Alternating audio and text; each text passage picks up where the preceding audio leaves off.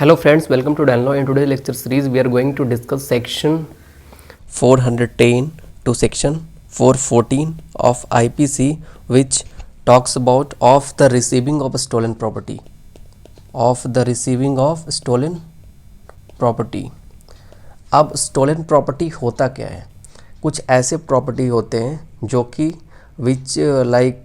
which has been transferred or taken the possession by the way of theft, extortion, robbery और डैकेटी की वजह से भी हो सकता है, या फिर कोई हैबिचुअल डील कर रहा है कोई स्टोलन प्रॉपर्टी में, तो सारे पनिशमेंट इसमें कैटेगराइज है। तो स्टोलन प्रॉपर्टी का डेफिनेशन जो है, definition of stolen property which is given under section 410 of IPC, 410 of IPC. Let's read the bare act language of section 410 of IPC. A stolen property.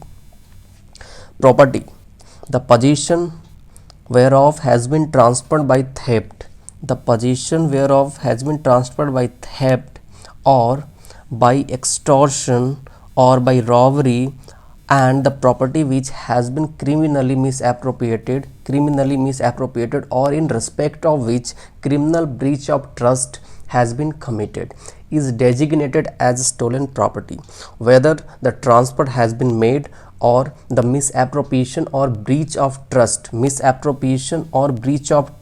has been committed within or without India.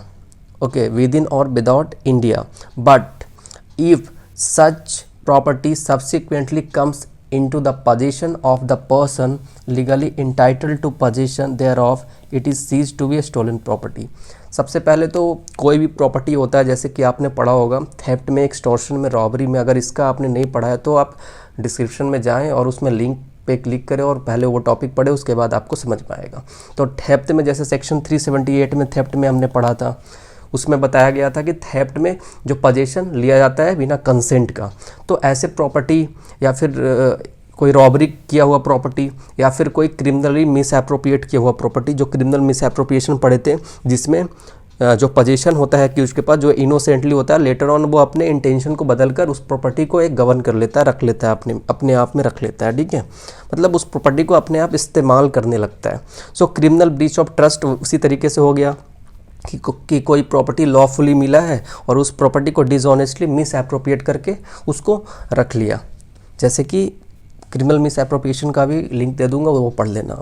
तो कोई भी property, किसी का भी property, मान लीजिए एक कोई मैन है, इसका कोई प्रॉपर्टी है और ये प्रॉपर्टी इससे बिलोंग करता है। इसकी प्रॉपर्टी स्टोलन प्रॉपर्टी कब होगी? जब इसका प्रॉपर्टी एक्सटॉर्शन से, रॉबरी से या थेफ्ट के थ्रू कोई प्रॉपर्टी किसी के पास, कोई बी है उसके पास चला गया हो, तो ये प्रॉपर्टी लेने के लिए ये कोर्ट में जाएगा और ये सबसे पहले तो पुलिस के पास जाएगा और कहेगा कि मेरा ये प्रॉपर्टी स्टोल करके ये रख लिया है, तो तब ये स्टोलन प्रॉपर्टी होगा। जैसे लास्ट का जो लाइन है जो लिखा हुआ है, बट लास्ट सेंटेंस यहाँ पे लिखा हुआ, but if such property subsequently comes into the possession of a person legally entitled to the possession thereof, it then ceases to be a stolen property. मतलब उस तरीके की प्रॉपर्टी जो subsequently comes in the possession of a person legally entitled, मतलब legally entitle है। Suppose that यहाँ पे ए का मैंने एग्जांपल लिया, तो ए जो मैन है इसके पास एक प्रॉपर्टी है जो कि लीगली ये इंटाइटल है उस प्रॉपर्टी के लिए। उसका प्रॉपर्टी हो सकता है थेफ्ट के थ्रू किसी ने उसके घर में चोरी कर लिया हो, या फिर कोई उससे रॉबरी किया हो, या फिर कोई क्रिमिनली मिसएप्रोप्रिएट किया हो, या फिर क्रिमिनल ब्रीच ऑफ ट्रस्ट हो, या ये लॉफुली किसी को प्रॉपर्टी दिया होगा और उसने उस प्रॉपर्टी को अपने इस्तेमाल में लिया, या फिर उस प्रॉपर्टी को उसने बेच दिया, सेल कर दिया, या कन्वर्जन कर दिया, मतलब सेल कर दिया। तो ऐसे कैटेगरी में क्या होता है, ये प्रॉपर्टी को स्टोलन प्रॉपर्टी कहा जाएगा, जिसकी पोजेशन उसके कंसेंट के बिना ली गई हो, या फिर कंसेंट से ली गई हो, तो हो सकता है एक्सटॉर्शन करके कंसेंट लिया गया हो। तो ये सारे जो होते हैं एक्सटॉर्शन, थेफ्ट, रॉबरी, आगे डैकेटी का भी है प्रोविज़न, लेकिन स्टोलन प्रॉपर्टी यहाँ पे इतना ही बताया गया है। अब सेक्शन 411 की बात करते हैं। Section 411 talks about dishonestly receiving stolen property. Dishonestly receiving stolen property यानी कोई ऐसा प्रॉपर्टी, स्टोलन प्रॉपर्टी है जिसको डिसऑनेस्टली आप रख रहे हो, रिसीव कर रहे हो, चोरी की गई प्रॉपर्टी को आप रख रहे हो। कोई प्रॉपर्टी एक्सटॉर्शन से लिया गया हो, डैकेटी से लिया गया हो, डैकेटी तो नहीं, इसमें डैकेटी का प्रोविज़न अलग है सेक्शन 412 में। जो कोई ऐसा प्रॉपर्टी जो एक्सटॉर्शन से, थेफ्ट से, रॉबरी से लिया गया हो, क्रिमिनल ब्रीच ऑफ ट्रस्ट करके लिया गया हो, मिस अप्रोप्रिएट करके लिया गया हो, तो ऐसे प्रॉपर्टी जो डिसऑनेस्टली रिसीव किए गए हो, इनमें जो सज़ा है 3 साल का है या फिर फाइन है या फिर दोनों हो सकता है, याद रखना। सेक्शन 412 बात करता है dishonestly receiving property stolen in the commission of a dacoity.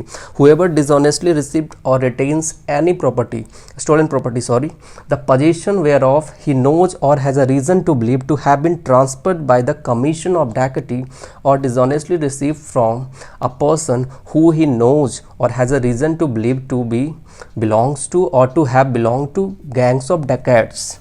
Okay, or property which he knows or has a reason to believe to have been stolen or shall have been punished with imprisonment for life or rigorous imprisonment for a term which can be extended to 10 years, which may be extended, not can be extended to 10 years. So here the punishment is of 10 years to life imprisonment तक का punishment मिलेगा. Punishment is of 10 years to life imprisonment under the case of dishonestly receiving property stolen in the commission of a dacoity. अगर लगता है कोई property हो, अगर आपको लगता है कि ये प्रॉपर्टी गैंग्स ऑफ डकैत ने इस प्रॉपर्टी को अपने पास लिया है, means that property is taken by the gangs of dacoits, if you know or if you believes that this type of property belongs to gangs of dacoits, then you should not take that property because it is the punishment under section 412 which is of 10 years rigorous imprisonment and it can be extended to life imprisonment. I think it is okay now, clear.